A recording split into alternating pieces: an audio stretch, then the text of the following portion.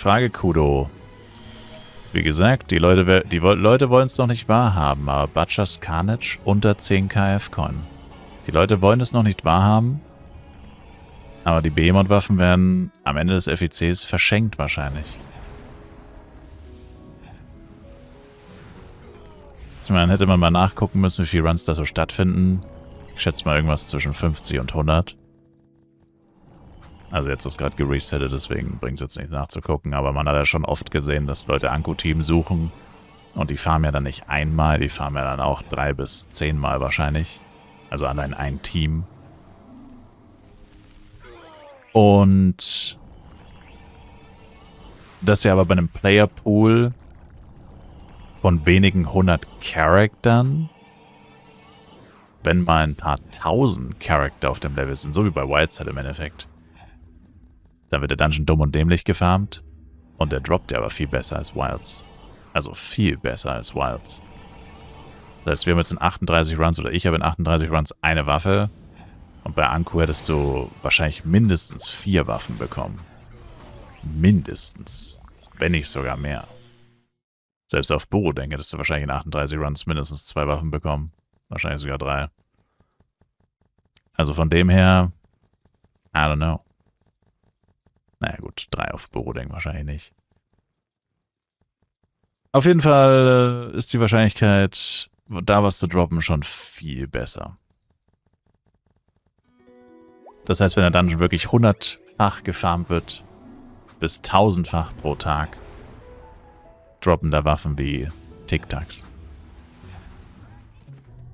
Und dann ist es nur eine Frage der Zeit, bis die Preise komplett im Keller sind. Und dann wird das Einzige, was überhaupt noch was wert sein wird Butcher's Carnage sein. Der Rest wird im 100 Mio-Bereich liegen.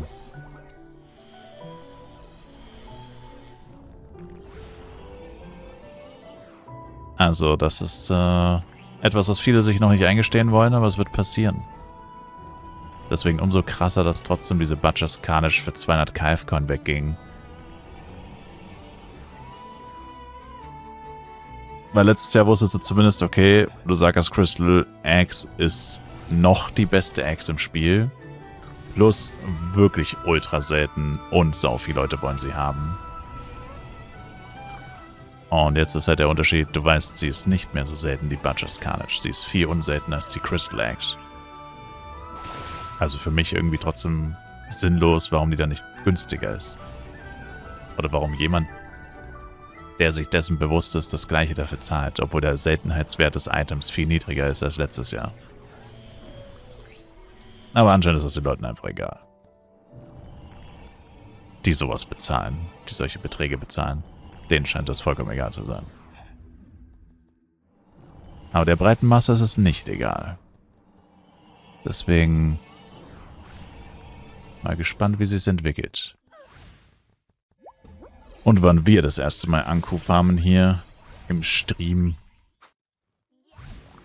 Aber das würde noch ein bisschen dauern, weil dafür brauchst du schon besseres Equipment. Wäre so in der Woche ready? Ich nicht, weil ich in der Woche immer noch keine extra Fairness haben werde. Und auch kein Coral Cutlass. Ich werde in einer Woche einfach genauso aussehen wie jetzt. Nur mit einem Ultimate-Schmuckteil und vielleicht mit dem Lycanif-Set. Aber selbst das ist nicht mal sicher. Bei mir wird sich innerhalb der nächsten Woche so gut wie nichts ändern, bis auf ein Schmuckteil wahrscheinlich. Unlucky, aber true.